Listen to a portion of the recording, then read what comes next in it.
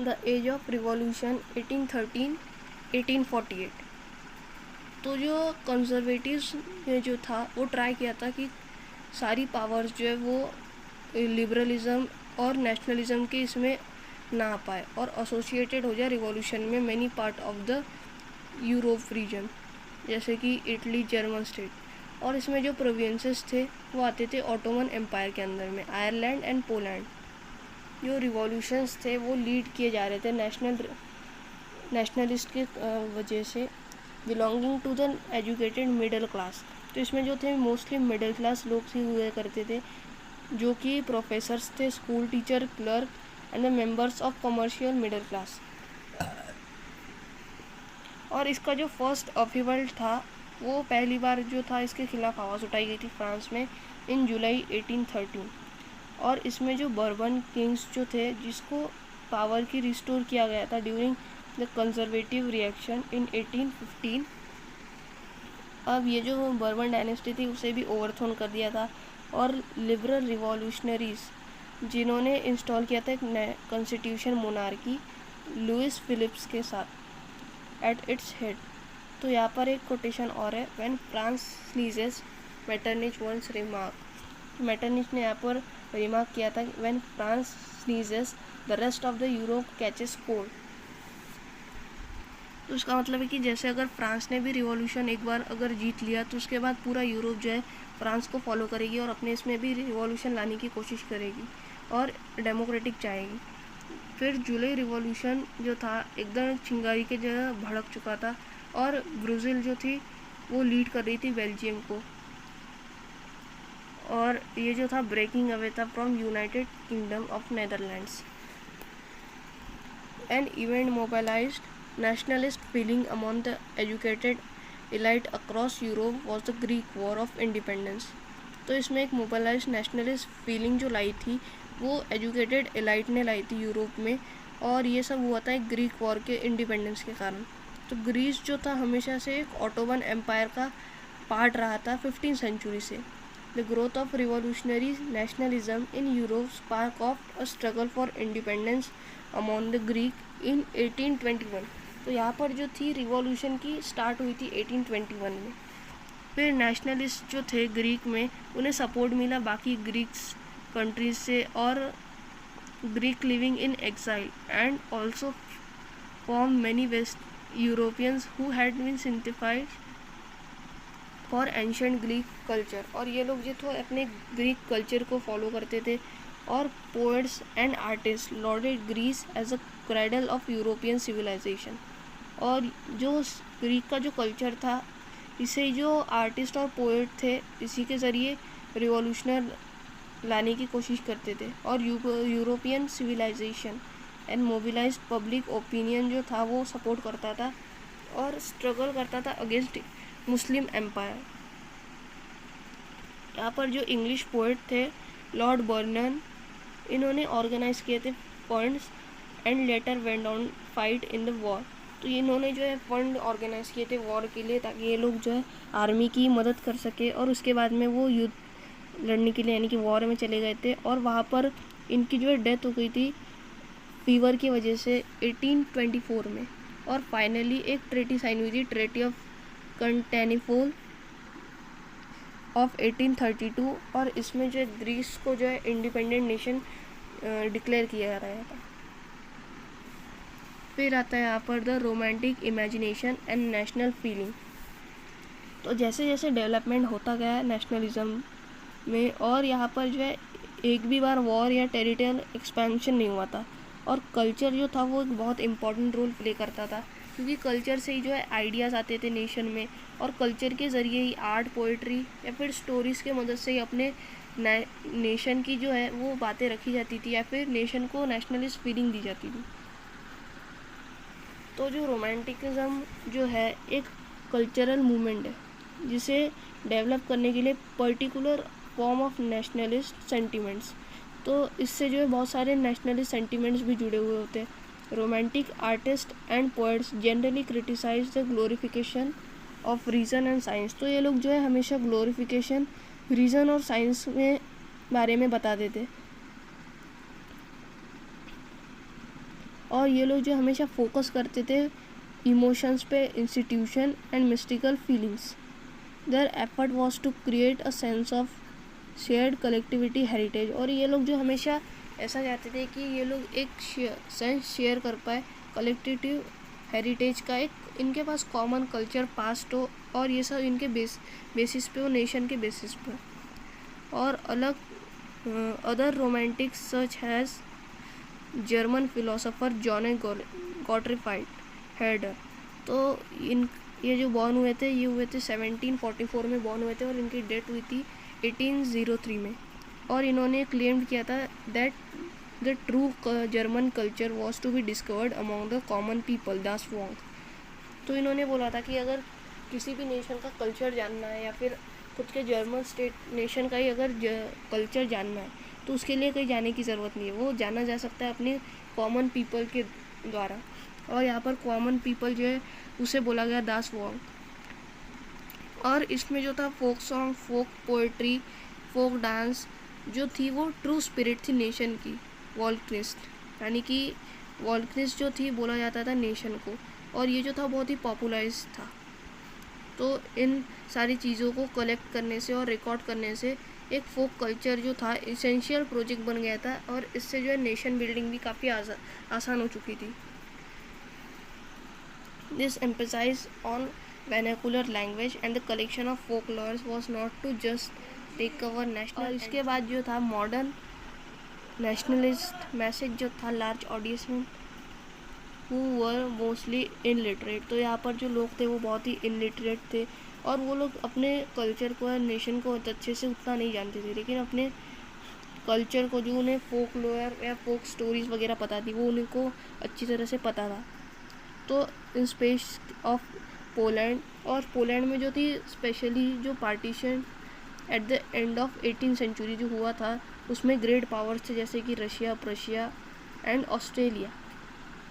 और पोलैंड जो था no longer extended independent state, मतलब पोलैंड कभी भी ज़्यादा इंडिपेंडेंट स्टेट नहीं रह पाया है, या फिर इंडिपेंडेंट टेरिटरी नहीं थी। और वहाँ पर नेशनल फीलिंग्स जो थी वो ज़िंदा रहती थी म्यूज़िक और लैंग्वेज के ज़रिए। यहाँ पर ये कार्लो जो थे, ये एक ओपेरा के ये जो थे मालिक थे, और इन्होंने नेशनल स्ट्रगल लाया था ओपेरा एंड म्यूज़िक के थ्रू। तो ये जो थे फोक डांस जो थे, जैसे कि पोलेनाइज एंड मकुजारा, इनको इन्होंने नेशनलिस्ट सिम्बॉल्स में कन्वर्ट किया था, और ये अपने डांस फॉर्म्स के ज़रिए नेशनलिज्म लाना चाहते थे। और लैंग्वेज भी जो थी एक बहुत इम्पॉर्टेंट रोल प्ले करती थी एक नेशनल सेंटिमेंट्स को डेवलप करने के लिए। और जब रशिया ने ऑक्यूपाइड कर लिया था पोलिश लैंग्वेज को, और उन्होंने force out the schools and Russian language to impose everywhere. तो उन्होंने फिर रशिया ने फोर्स किया था कि हमारे रशिया लैंग्वेज जो थी वो पूरा चलते रहे। Hunger, hardship and popular revolt. तो जो 1830s की जो ग्रेट इकोनॉमिक हार्डशिप थी यूरोप में, तो उसके कारण जो था half of the 19th century जो थी वो इंक्रीज़ हो रही थी यूरोप की पॉपुलेशन, और in most of the countries में जो थी अनएम्प्लॉयमेंट बढ़ रही थी और उनको एम्प्लॉयमेंट नहीं मिल रही थी, और पॉपुलेशन जो है रूरल एरिया से माइग्रेट कर रहे थे सिटीज़ में ताकि उन्हें जो है जॉब मिल जाए, लेकिन उसके कारण जो है जो स्लम एरियाज़ जो थे वो ओवर क्राउडेड हो चुके थे। स्मॉल प्रोड्यूसर जो थे टाउन्स में, उन्हें बहुत सारी कंपटीशन भी फेस करनी पड़ती थी, और जो इंपोर्ट जो थे गुड्स का जो इंपोर्ट होता था वो भी चीप हो चुका था, और मशीन मेड गुड जो थे इंग्लैंड से आते थे, और उनका इंडस्ट्रियलाइजेशन जो था वो मोर एडवांस था पूरे कॉन्टिनेंट में। तो ये स्पेशली जो थी टेक्सटाइल प्रोडक्शन करते थे, जिससे जो है कैरिड आउट किया गया था पूरे होम स्मॉल वर्कशॉप में, और एक यही पार्ट था जो बस मैकेनाइज था। और इन सारे रीजन्स में यूरोप में एरिस्टोक्रेसी अभी भी जो थी पूरे एंजॉय कर रही थी पावर्स को, और जो प्रीजेंट्स लोग जो थे अभी वो स्ट्रगल कर रहे थे, और वही प्रीजेंट्स लोग जो थे अब भी टैक्स और फेडरल ड्यूज़ के नीचे दबे हुए थे, और उन्हीं पे सारी ऑब्लिगेशंस लगाई जाती थी। द राइज और a year of bad harvest. तो जो राइज हुआ था फूड प्राइजेस में, और उस साल जो है जो बैड हार्वेस्ट हुई थी, और उसके कारण जो है मतलब भूखमरी वगैरह भी आ रही थी। द 1848 एक ऐसा साल था जिस साल पूरे यूरोप में जो थी फूड की शॉर्टेज थी और अनएम्प्लॉयमेंट भी बहुत बढ़ रहा था। और अनएम्प्लॉयमेंट के कारण जो पॉपुलेशन थी पेरिस की, वो पूरी पॉपुलेशन रोड्स पे आ चुकी थी। बैरिकेड्स लगाए गए थे और लुइस विलिज जो थे उन्हें फोर्स किया गया था टू फ्ली। आता है प्लीजेंट्स अपराइजिंग 1848। तो यहाँ पर जो नेशनल असेंबली थी उसे प्रोक्लेम किया गया था रिपब्लिक, और सबको जो है ऑल अडल्ट्स मेल्स अबो 21 यानी कि 21 के अबो जितने भी मेल है उन्हें राइट टू वोट मिल चुका था, और उन सबको गारंटी मिल चुकी थी कि अब राइट टू वर्क भी होगी। Nation workshop to provide employment were setup, और नेशन में जो भी मतलब अनएम्प्लॉयमेंट है उन्हें एम्प्लॉयमेंट दी जाए ऐसे भी प्रोवाइड किया गया था, और ऐसा सेटअप लगाया गया था। और earlier in 1845 viewers in Silesia had lead a revolt against contractors. तो 1845 में जो है सिलेसिया के जो वीवर्स लोग थे उन्होंने एक रिवोल्ट किया था अगेंस्ट कॉन्ट्रैक्टर्स के इसमें, और उन्होंने जो है सप्लाई किया। कॉन्ट्रैक्टर जो लोग थे वो सप्लाइड करते थे उन्हें रॉ मटेरियल्स, और उन्हें ऑर्डर देते थे कि फिनिश टेक्सटाइल हमें बना कर दो। लेकिन उस केस में जो थे उन केस में जो थी उनकी जो पेमेंट रहती थी वो कम कर दी जाती थी।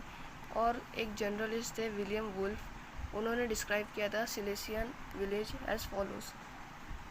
तो सिलेसियन विलेज जो था उसमें 18,000 इनहेबिटेंट्स लोग जो थे वो कॉटन वीविंग करने का काम करते थे, और ये जो था बहुत ही वाइड स्प्रेड ऑक्यूपेशन था। और इसके कारण जो है the misery of the worker is extreme, जो वर्कर्स जो थे इसके कारण बहुत ज़्यादा इसमें काम करते थे, और उनकी जो डिस्परेट नीड होती थी वो जॉब की होती थी कि उन्हें एडवांटेज मिला जाए कॉन्ट्रैक्टर से, और जो प्राइस है गुड्स का वो भी थोड़ा बढ़ जाए और उन्हें ऑर्डर भी मिलते जाए। तो on 4 June at 2 PM a large crowd of weavers emerge from their homes. तो एक लार्ज क्राउड जो थी वो एक कॉन्ट्रैक्टर के घर पर इमर्ज हो गई, यानी कि वहाँ पर जाकर जमा हो गई। Pairs offs to the mansion of their contractors demanding high wages, और वो उस कॉन्ट्रैक्टर के मेंशन में गए और उन्होंने कहा कि हमें हाई वेजेस चाहिए। इसके लिए उन्होंने डिमांड की, और उन लोगों को जो है बहुत डराया गया, धमकाया गया, और उन्हें वापस जाने के लिए बोला गया। लेकिन इसके बाद भी a group of them forced their way into the house. फिर उन लोगों को गुस्सा है तो वो लोग जो थे उनके घर के अंदर जाने लगे, और उन्होंने सारी चीज़ें जो है मतलब फेंक दी, तोड़ फोड़ कर दी, और उन्होंने पूरा दंगा कर दिया। Another group broke into the storehouse and plundered it into supplies, और एक ग्रुप जो था वो स्टोर हाउस की तरफ गया और उन्होंने जो भी वहाँ पर पूरा मटेरियल या क्लोथ रखे हुए थे उन्हें पूरा टोर कर दिया, यानी कि फाड़ दिया, और उन्हें इधर उधर पूरा फाड़ने के बाद फेंक दिया। और जो कॉन्ट्रैक्टर था वो कैसे तो भी अपने नेबरिंग विलेज में वहाँ से भाग जाता है, और उसे जो है सारे विलेज के जो लोग रहते हैं वो रिफ्यूज़ कर देते हैं शेल्टर देने से। और उसके बाद वो 24 आवर्स लेटर के बाद एक क्वेश्चनेंट आर्मी को लेकर वहाँ पर पहुँच जाता है, और उस हादसे में जो थे 11 वीवर्स जो थे वो शॉट थे, और बहुत सारे लोग घायल भी हुए थे। 1848 द रिवॉल्यूशन ऑफ लिबरल्स। तो जैसे कि पैरेलल हो रहा था, रिवॉल्ट हो रहा था पुअर केस में, और अनएम्प्लॉयमेंट भी बढ़ रहा था, और जो प्रीजेंट्स लोग थे वो भूख से भी मर रहे थे, और जो यूरोपियन कंट्री थी उसकी हालत बहुत ही ख़राब थी। और फिर एक रिवॉल्यूशन स्टार्ट हुआ 1848 में, जिसे एजुकेटेड मिडिल क्लास ने अपने हाथ में ले लिया था। और इवेंट्स ऑफ फरवरी 1848 जो फ्रांस में हुआ था उसने एक एवेडिकेशन ला लिया था कि मोनार्की अब नहीं चलेगी, और रिपब्लिक रूल जो है वो आना चाहिए, और ये जो रहेगा यूनिवर्सल मेल सफ्रेज जो था उसे प्रोक्लेम किया गया था, यानी कि बस जो मेल्स लोग हैं उन्हें राइट टू वोट रहेगा, ऐसा उन्होंने प्रोक्लेम किया था। In other parts of Europe where independent nation state did not exist. तो जो अदर पार्ट्स थे यूरोप में वहाँ पर जो थे इंडिपेंडेंट नेशन अभी भी एग्जिस्ट नहीं करते थे, जैसे कि German, Italy, Poland, Austro Hungarian empire. Men and women जो थे अभी वो लिबरल मिडिल क्लास के कॉम्बाइंड थे, और देयर डिमांड्स और कॉन्स्टिट्यूशनल विथ नेशनल यूनिफिकेशन। और अब वो लोग भी चाहते थे कि कॉन्स्टिट्यूशन लाया जाए और नेशनल यूनिफिकेशन हो। और उन्होंने एक एडवांटेज उठाया इस popular unrest to push their demands for the creation of a nation state, कि अब उन्होंने भी इस चीज़ का फ़ायदा उठाया और वो एक साथ अब मिल गए और उन्होंने रिवॉल्व करना चालू कर दिया ताकि वो अपने नेशन को नेशन स्टेट बना सके on a parliamentary principle, a constitution, freedom of the press and freedom of association. In the German regions, a large number of political associations whose members were middle class, professionals, businessmen and prosperous artisans.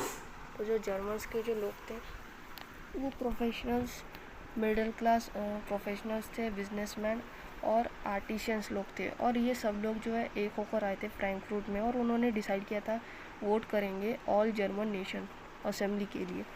फिर 18 मई 1848 831 elected representative जो थे वो मार्च हुए थे festive प्रोक्रेशंस में ताकि वो अपनी जगह ले सके फ्रैंकफर्ट पार्लियामेंट में convent in the church of saint Paul. और उन्होंने जो था एक कॉन्स्टिट्यूशन भी ड्राफ्ट किया था फॉर जर्मन नेशन. और वो लोग जो चाहते थे कि उन्होंने कॉन्स्टिट्यूशन ड्राफ्ट किया और जो मोनार्की सब्जेक्ट था टू द पार्लियामेंट, और वो जो पार्लियामेंट थी अभी मोनार्कियल सब्जेक्ट से ही चल रही थी. और ये जो डिस्प्यूट्स थे जब ये ऑफ़र किए गए क्राउन ऑन दिस टर्म्स, तो जो क्राउन था वो ऑफ़र किया गया था फेडरिक विलियम IV को जो किंग ऑफ प्रशिया थे. और उसने जो है वो रिजेक्ट कर दिया था ऑफ़र और उसने जो मोनार्कियल सोच वाले जो थे अपोजिशन पार्टी उसको जाके ज्वाइन कर लिया था. और पूरे इलेक्टेड असेंबली ने जो उसे इलेक्ट किया था उसके सपने सामने उसने बोल दिया था. While the opposition of the aristocracy and military became stronger. तो उसके बाद जो अपोजिशन थे वो उसमें सारे लोग जो थे एरिस्टोक्रेसी थी और उनकी जो मिलिट्री थी वो भी अब स्ट्रॉन्गर बन चुकी थी. The social basis of parliament eroded. फिर जो पार्लियामेंट था वो डोमिनेंट हो चुका था मिडिल क्लास से और उनकी जो डिमांड्स थी अब वो भी रिस्ट्रिक्टेड हो चुकी थी.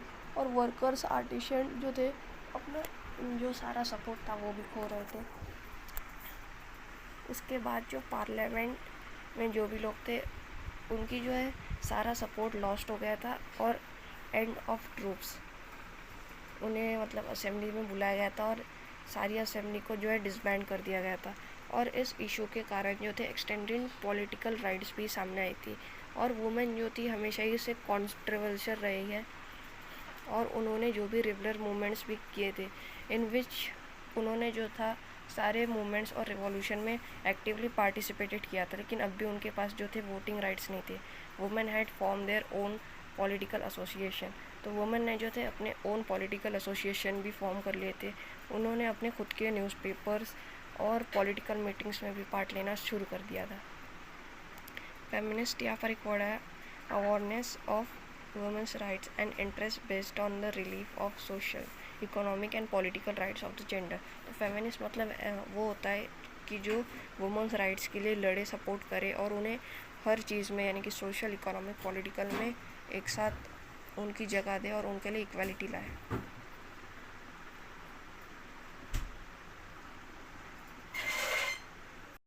यहाँ पर जो है आप लोग देख सकते हैं फ्रैंकफर्ट पार्लियामेंट की यहाँ पर एक फ़ोटो दी गई है. और इसे जो यहाँ पर आप देख सकते हैं यहाँ पर जो गैलरी है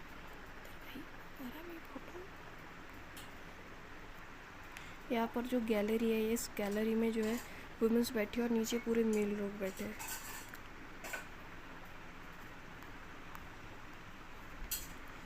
और इसमें जो सफरेज था, suffrage right during the election of the assembly, जब फ्रैंकफर्ट पार्लियामेंट जो था वो कन्वर्ट हुआ था चर्च ऑफ सेंट पॉल में, तो